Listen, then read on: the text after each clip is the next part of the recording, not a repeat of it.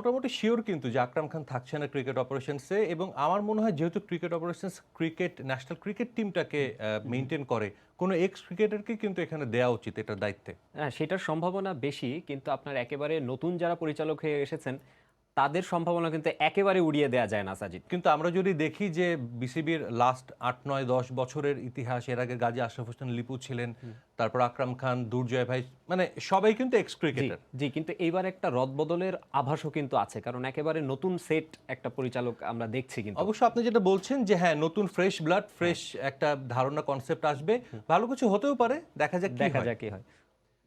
সপ্তাহ ঘুরে সবাইকে আবার স্বাগত জানাচ্ছি আমাদের নিয়মিত আয়োজন স্পোর্টস টাইমে।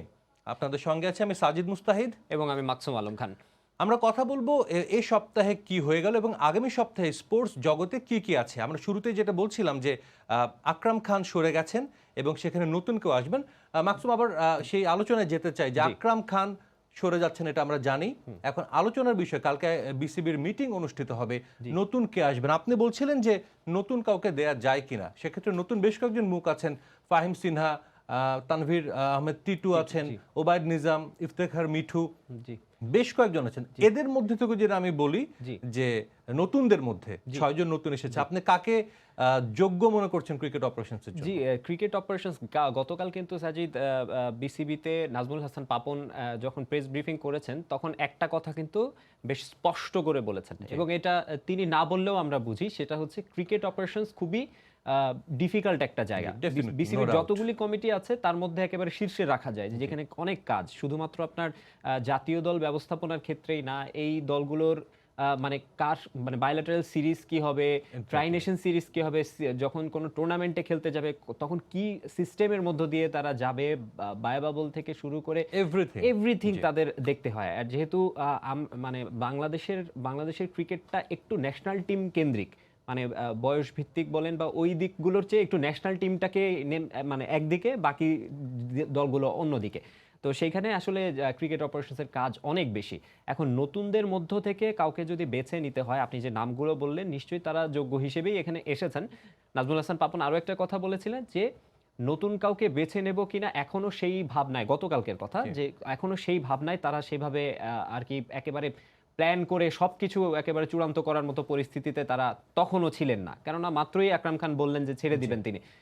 নতুনদের মধ্য থেকে কাউকে যদি দায়িত্ব দিতে হয়, তাদের মধ্য থেকে আসলে ওইভাবে আগ্রহটা দেখাতে হবে যে ওই চ্যালেঞ্জটা আমি নিতে পারি বা জানি। এক্স্যাক্টলি। এই ক্ষেত্রে আমাকে যদি ব্যক্তিগতভাবে বলতে বলেন, ফাহিম সিনহার একটা ব্যাপার আমি বলবো, সেটা হচ্ছে তার বাবা প্রয়াত আফজালুর রহমান সিনহা, তিনি বিপিএল গভর্নিং কাউন্সিলের চেয়ারম্যান ছিলেন। সেই জায়গাটায় তিনি বাবার সেই কাজগুলো তিনি দেখেছেন, এবং আফজালুর রহমান সিনহা তার সেই কমিটিটা কিন্তু অনেক দিন ধরে রান করেছেন, অভিজ্ঞ একজন পরিচালক ছিলেন। তো সেইখানে তিনিও সেই কাজগুলো খুব কাছ থেকে দেখেছেন। আরও একজনের নাম বলবো, ওবায়দ নিজাম। তিনি আসলে বোর্ডে সরাসরি না থাকলেও বিপিএল এর তিনি সৌজন্যে, শুধু বিপিএল না, বিভিন্ন ক্লাব ক্রিকেটও জি জি, সম্পৃক্ত। ক্লাব ক্রিকেটের সঙ্গেও তিনি যে বেশ একেবারে সরাসরিভাবে জড়িত ছিলেন।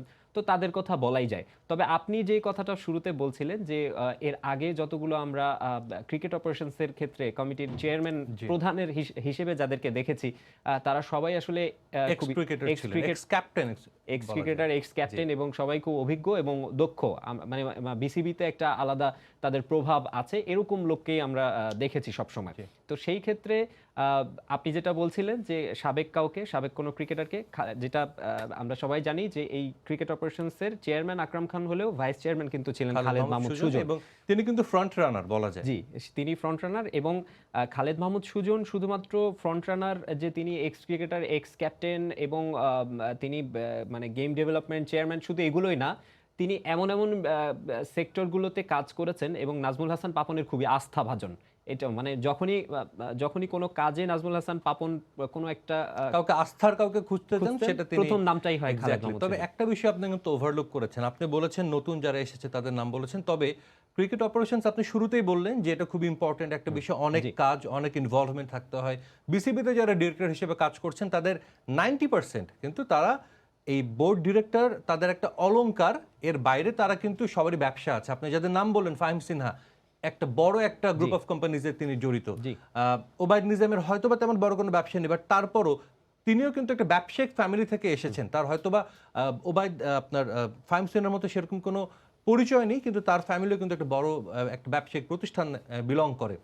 একই সঙ্গে অন্য যারা এসেছেন সবাই। সেক্ষেত্রে ক্রিকেট অপারেশনস চেয়ারম্যান বা এই কমিটিটা এতটাই মানে গুরুত্বপূর্ণ, এখানে সময় দিতে হয়। এক্স্যাক্টলি ক্রিকেটের সঙ্গে যিনি থাকতে পারবেন এমন কাউকে দেওয়া উচিত, এবং সেটা একজনই আছেন, খালেদ মাহমুদ সুজন। আমরা জানি তিনি মাঠের মানুষ, তিনি মাঠে থাকতে পছন্দ করেন, তিনি মাঠের খেলা দেখতে শুধু মানে দেশ না, দেশের বাইরেও যান বিভিন্ন সময় বাংলাদেশে তিনি যখন টিমের সঙ্গে থাকেন না। এবং বোর্ড ডিরেক্টরদের মধ্যে একটা বিষয় কিন্তু আমরা দেখি যে তারা হয়তো যখন ইন্টারন্যাশনাল সিরিজ চলে তখনই শুধু টিম যেখানে যায় হয়তো বা সেখানে তারা যাচ্ছেন, এর বাইরে কিন্তু ডোমেস্টিক খেলা কেউ দেখেন না, সেটা দেখেন নির্বাচকরা। এর বাইরে ব্যতিক্রম খালেদ মাহমুদ সুজন, তিনি কিন্তু ডোমেস্টিক খেলাও কিন্তু দেখতে নিজের আগ্রহে বিভিন্ন মাঠে গিয়েছেন বলে আমরা জানি, এর আগে অনেক দেখেছি। সেক্ষেত্রে আমি বলবো যে হয়তো বা তিনি এগিয়ে থাকবেন, যেটা বললাম ফ্রন্ট রানার। তবে আপনার কাছে আমার একটা প্রশ্ন, বর্তমানে টি-20 ওয়ার্ল্ড কাপের চ্যাম্পিয়নকে, মানে টি-20 চ্যাম্পিয়নকে আইসিসির? টি-20 ওয়ার্ল্ড কাপ চ্যাম্পিয়ন, হ্যাঁ, আমরা তো সবাই দেখেছি অস্ট্রেলিয়া চ্যাম্পিয়ন। অস্ট্রেলিয়া, মানে ক্রিকেট অস্ট্রেলিয়া, তাই না? অস্ট্রেলিয়া ক্রিকেট টিম এখন অ্যাশেজ চলছে। অস্ট্রেলিয়ার ক্রিকেট দলের তাদের ক্রিকেট অপারেশনস চেয়ারম্যানের নাম কি? এইটা ঠিক এক্স্যাক্টলি, এটা আমি জানি না, আপনিও জানেন না। এক্স্যাক্টলি, এখানে আকরাম খানকে নিয়ে এত কথা হচ্ছে, এটাও কিন্তু একটা বিষয় যে কে কাজ করবে সেটা ইম্পর্টেন্ট না। আকরাম খান হোক, সেটা আপনার ফাহিম সিনহা হোক বা তানভীর আহমেদ টিটু হোক, যিনি হোক, তাদের কাজ করা, তারা কাজ করবেন বোর্ডে, এক একজন এক এক কমিটিতে। কিন্তু গত কয়েকদিন যেটা আমার খুব খারাপ লেগেছে যে আকরাম খানকে নিয়ে এত আলোচনা হচ্ছে, তিনি ছেড়ে দিবেন, ছেড়ে দিতেই পারেন। এখানে তো এমন নয় যদি তিনি রিপ্লেস করার মতো আমাদের কেউ নেই ক্রিকেট বোর্ডে, ডেফিনেটলি আছে। এই বিষয়টাতে আসলে আমার ব্যক্তিগতভাবে একটু বললাম যে অ্যাকচুয়ালি ক্রিকেট কাঠামোটা স্ট্রং করা জরুরি। কে সেখানে কাজ করছে বা কোন নাম দেখে দেখাটা ইম্পর্টেন্ট না যে আমি কাকে দিচ্ছি সেখানে। আকরাম খান যদি না থাকে সেখানে সুজন ভাই হোক বা অন্য কেউ, লাইক এমনও হতে পারে যে জালাল ইউনুসকে দিয়ে দেওয়া হলো, তিনি এক্স ক্রিকেটার, তিনি যদি মিডিয়া কমিটির চেয়ারম্যান, তিনি কি সামলাতে পারবেন না? ডেফিনেটলি পারবেন।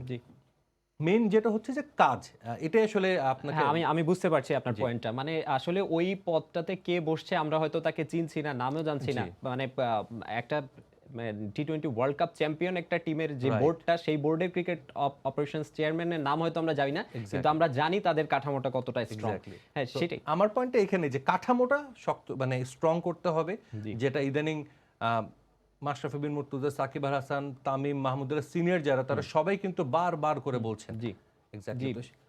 জি, ক্রিকেট অপারেশনসের এই কাঠামোটা আমার যেটা ব্যক্তিগত মনে হয় যে হয়তোবা ক্রিকেট অস্ট্রেলিয়ার কিংবা এরকম যারা প্রফেশনাল, আগে থেকেই অনেক প্রফেশনাল এই যেসব বোর্ড আছে, তাদের হয়তো কাঠামো অনেক আগে থেকেই শক্ত। কিন্তু বাংলাদেশের মতো যেখানে ক্রিকেট সংস্কৃতি, মানে পুরো দেশের সংস্কৃতি, এখানটা কিন্তু একটু ডিফারেন্ট।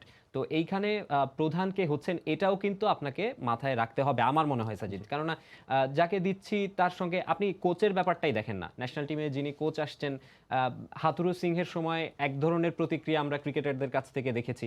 কেউ বলছেন যে খুবই শক্ত, যার কারণে একটা বনিবনা হচ্ছে না ঠিক মতো। কেউ মানে তিনি প্রফেশনালি হ্যান্ডেল করতে চাচ্ছেন যে না, মাশরাফির এখানে খেলার দরকার নেই, সাকিবের ওখানে খেলার দরকার নেই, যেটা হাথুরু সিংহে ট্রাই করছিলেন।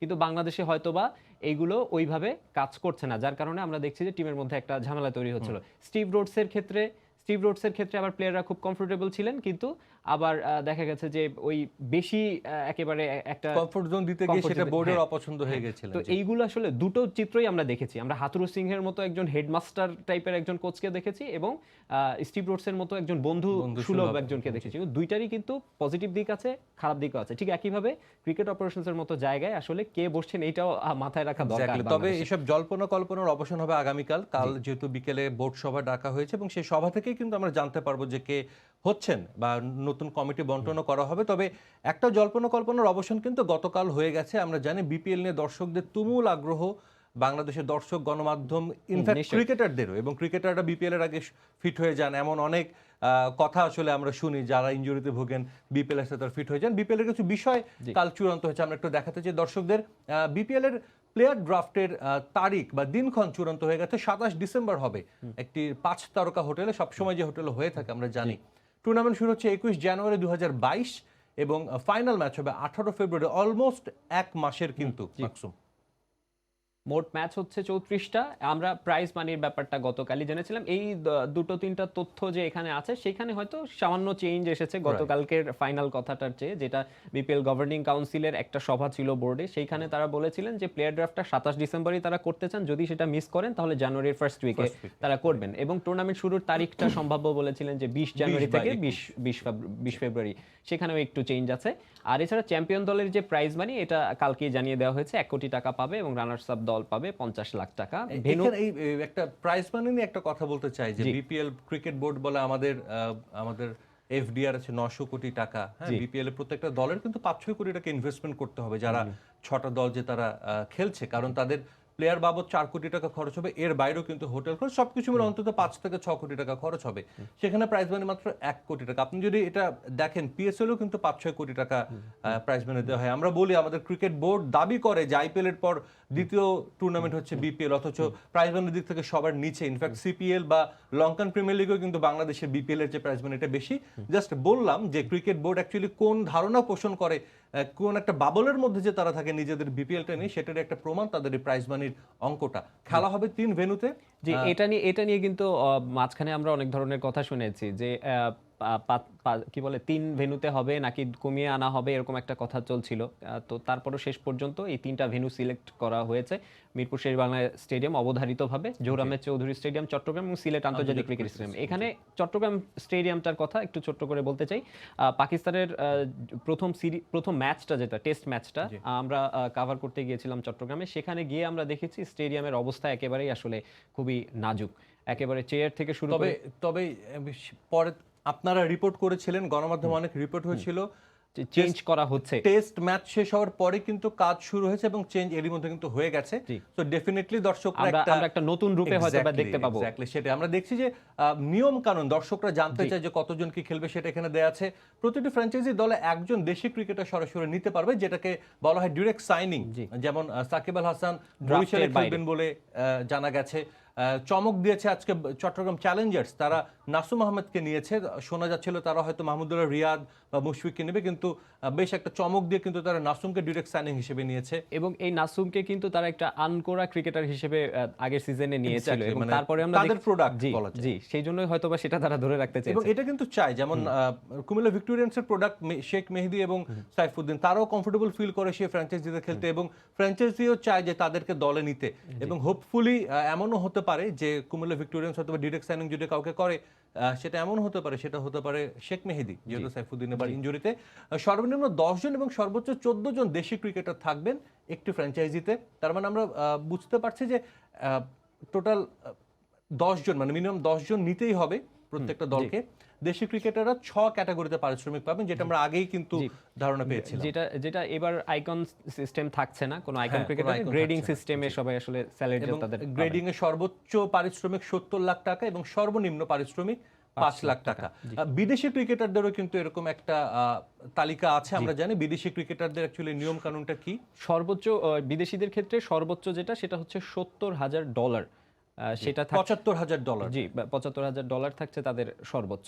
মানে হিসেব করলে দেখা যায় যে অন্যান্য সময়ে দেখা যায় যে বিদেশি ক্রিকেটার এবং দেশি ক্রিকেটারদের মধ্যে একটু পার্থক্য থাকে, সেই জায়গাটা এবার একটু কমে এসেছে মানে পারিশ্রমিকের দিক থেকে। মানে এই করোনার টাইমে বিশেষ করে দেশি ক্রিকেটাররা, যারা ঘরোয়া ক্রিকেটার ছিলেন, তারা বিভিন্নভাবে বিভিন্ন সময় অর্থাভাবে ভুগেছেন, এবং সেই জায়গাটা আসলে বিসিবি এবার একটু বেশি গুরুত্বের সঙ্গে দিয়ে দেখছেন। ড্রাফটের বাইরে থেকে আসলে এবার বিদেশি ক্রিকেটারদের নিয়ম কারণ, যেটা নিয়ে অনেক কনফিউশন হয়, অনেক আমরা জানি। ড্রাফটের বাইরে থেকে সরাসরি 3 জন বিদেশি ক্রিকেটার নিতে পারবে, সর্বনিম্ন 3 জন এবং সর্বোচ্চ 8 জন বিদেশি ক্রিকেটার থাকবে প্রতি ফ্র্যাঞ্চাইজিতে। তবে একটা ইতিবাচক দিক, যেটা বিদেশি ক্রিকেটারের সংখ্যাটা কিন্তু একাদশে কমিয়ে আনা হয়েছে, যেটা আগে ছিল 4, ইনফ্যাক্ট এক মৌসুমে 5 জনও কিন্তু খেলেছে, সেটা এবার 3 জন করা হয়েছে। এবং ডেফিনেটলি যেহেতু 2022 আরো একটা টি20 ওয়ার্ল্ড কাপ আছে, ওয়ার্ল্ড কাপের বছরে এটা কিন্তু ভালো একটা উদ্যোগ আমি বলবো, যে বেশি দেশি ক্রিকেটার খেলা এবং দেশি ক্রিকেটার প্রমোট করা। জি, সাম্প্রতিক সময়ে বাংলাদেশ ইন্টারন্যাশনাল ক্রিকেটে যেভাবে আসলে ভুগেছে, আপনি দেখেন গত 6-7 মাসের মধ্যে ওয়ানডে ক্রিকেটটা খেলা হয়নি। সেই জুলাইয়ে আমার যতদূর মনে পড়ে লাস্ট খেলা হয়েছে জিম্বাবুয়ের সাথে। তারপরে যে টি20 এবং টেস্ট ক্রিকেট, যেটা নিয়ে বাংলাদেশের সমস্যাটা ছিল আগে থেকে, সেটা বিসিবি কিন্তু আগে থেকে আইডেন্টিফাই করেছে, কিন্তু এই সমস্যাটা খুব ভালোভাবে বাংলাদেশের সামনে মানে একেবারে স্পষ্টভাবে সামনে চলে এসেছে এই টি-20 ক্রিকেট এবং টেস্ট ক্রিকেট টানা খেলার কারণে। রাইট। তো এই ফরম্যাট দুটাতে বিশেষ করে নতুন ক্রিকেটারের যোগানটা দরকার, কারণ ওয়ানডের জন্য বাংলাদেশ যে স্টাইলে খেলে, বাংলাদেশের যে ক্রিকেট প্যাটার্ন, তাতে করে ওয়ানডের জন্য একজন ক্রিকেটার মোটামুটি রেডি হয়েই আসেন। এক্স্যাক্টলি। টি-20 এর টেস্টের জন্য যে বিশেষ কাজগুলি করা দরকার, তার জন্য নতুন নতুন ফাইন্ডিং দরকার। সেই আমরা যদি বলি যে দাবি করছি যে বিপিএলটা আইপিএল এর পরেই বিশ্বের সবচেয়ে জাঁকজমকপূর্ণ এবং প্রভাবশালী লিগ, যদি সেটা হয়ে থাকে, আইপিএল থেকে কিন্তু দেখা যায় যেসব ক্রিকেটাররা বের হয় তারা শুধুমাত্র টি-20 ক্রিকেটেই না সাজিদ, তাদের ভারতের টেস্ট টিমেও তারা খেলছেন, ওয়ানডে টিমেও তারা নিয়মিত খেলছে। এবং আপনার যদি মনে থাকে এবছর যখন টেস্ট চ্যাম্পিয়নশিপে ফাইনাল খেলছিল ভারত, তাদের আরেকটা টিম যারা কিনা টোটাল আইপিএল প্রোডাক্ট, তারা কিন্তু ওয়ানডে খেলছিল শ্রীলঙ্কার সাথে তাদের মাঠে এবং সিরিজটা জিতেও ছিল তারা কিন্তু। জি, তো সেইটা তাদের ওই আইপিএল কে যদি আমরা আমাদের সামনে আদর্শ হিসেবে, অনুকরণীয় হিসেবে দেখি, সেই ক্ষেত্রেও কিন্তু বিপিএল এ এরকম নতুন নতুন ক্রিকেটার উঠে আসার জন্য এইভাবে সুযোগ দেওয়াটা খুব জরুরি ছিল। ডেফিনেটলি আমরা কিন্তু আসলে বিপিএল নিয়ে কথা বলছি, বাট ওইদিকে কিন্তু আমাদের ন্যাশনাল ক্রিকেট টিম নিউজিল্যান্ড অনেক দূরে অবস্থান করছে। এরই মধ্যে বাংলাদেশের বিপক্ষে সিরিজের জন্য দল দিয়েছে এবং অনেক চমক আমার কাছে অন্তত মনে হয়েছে। আমরা জানি যে কেন উইলিয়ামসন থাকবেন, এটা আরও প্রায় 2 সপ্তাহ আগে নিশ্চিত হয়ে গিয়েছিলাম যখন তিনি মুম্বাই টেস্ট মিস করলেন। টম লেইথাম আসলে সবসময় যখন কাউকে পাওয়া যায় না তাকে অধিনায়কের দায়িত্ব দেওয়া হয়। বাংলাদেশে তিনি অধিনায়কত্ব দায়িত্ব নিয়ে এসেছিলেন, কিন্তু ওয়ার্ল্ড কাপে ছিলেন না, খুব ব্যাড লাক তার। তিনি অধিনায়কত্ব করবেন। Tom Blundell, Trent Boult, Devon Conway, Kyle Jamieson, Daryl Mitchell, Henry Nicholls, Rachin Ravindra, Tim Southee, Ross Taylor, Neil Wagner, Will Young এবং ম্যাট হেনরি। আমার সবচেয়ে অবাক লেগেছে এখানে এজাজ প্যাটেলের না থাকা।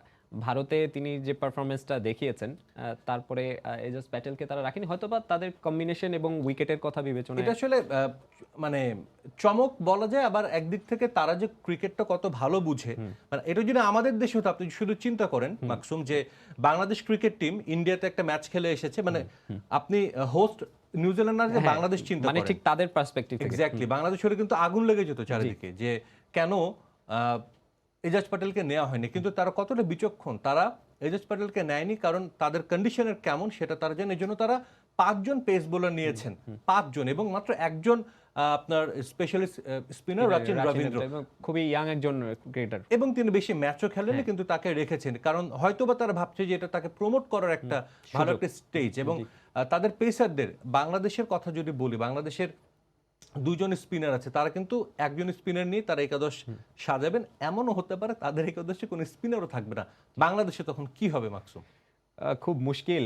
এমনিতেই বাংলাদেশ হচ্ছে আপনার একটু গ্রিন টার্ফে, যেখানে আপনার পেস বোলিংটা খুব ফাস্ট পেস বোলিং হয় এবং বাউন্স থাকে, সেই সব জায়গাগুলোতে আমরা দেখেছি বাংলাদেশ কিভাবে ধুঁকতে থাকে।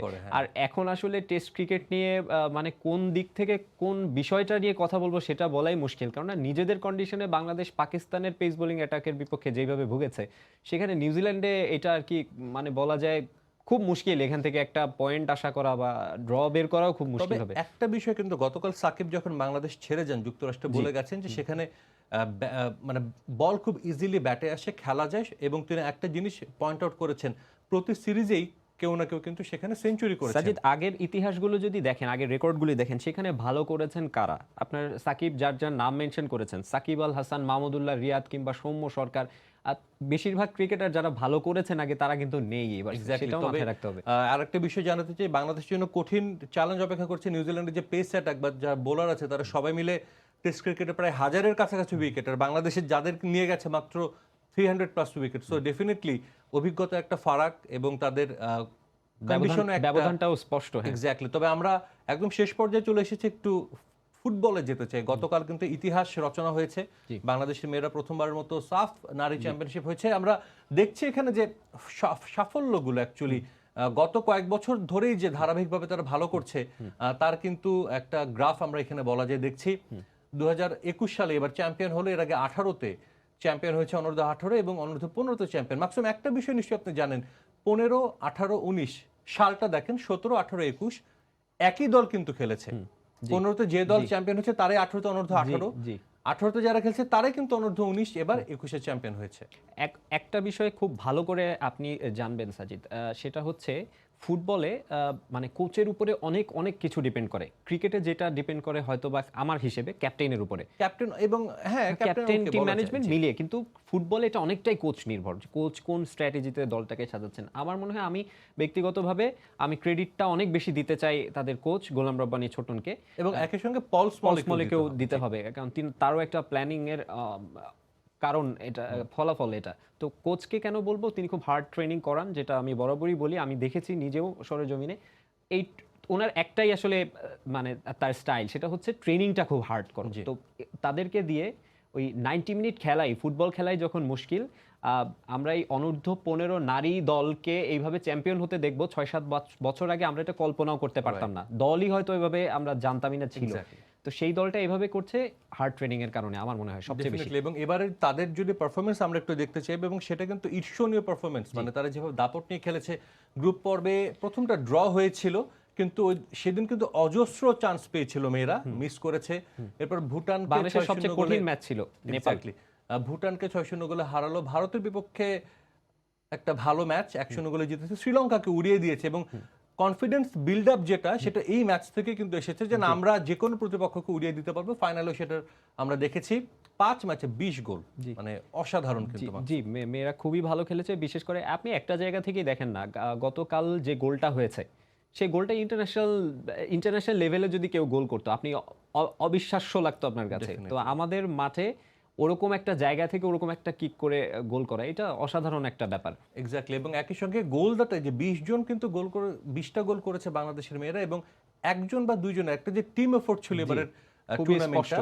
এবং সেটা যে গোলদাতাদের নাম দেখে আমরা দেখছি যে টোটাল প্রায় 11 জন গোলদাতা কিন্তু আছে। আমরা জানি 3-3-9 10 জন, 10 জন গোল করেছেন, এবং এর মধ্যে সর্বোচ্চ সাদাক্তা রিপা 5 গোল। ডেফিনেটলি বলা যায় যে বাংলাদেশের এই মেয়েরা, গতকাল রাতে তারা আমাদের সময় সংবাদে এসেছিলেন, আমাদের সাথে কথা বলে গেছেন ক্যাপ্টেন এবং কোচ, এবং তারা কিন্তু বলেছেন যে এই টিমটা শুধু বয়সভিত্তিক গন্ডি পেরিয়ে কিন্তু সামনে যে সিনিয়র টিম আছে সেখানে কিন্তু ভালো করবে। আমরাও সেই প্রত্যাশাটাই করি সাজিদ। এক্স্যাক্টলি।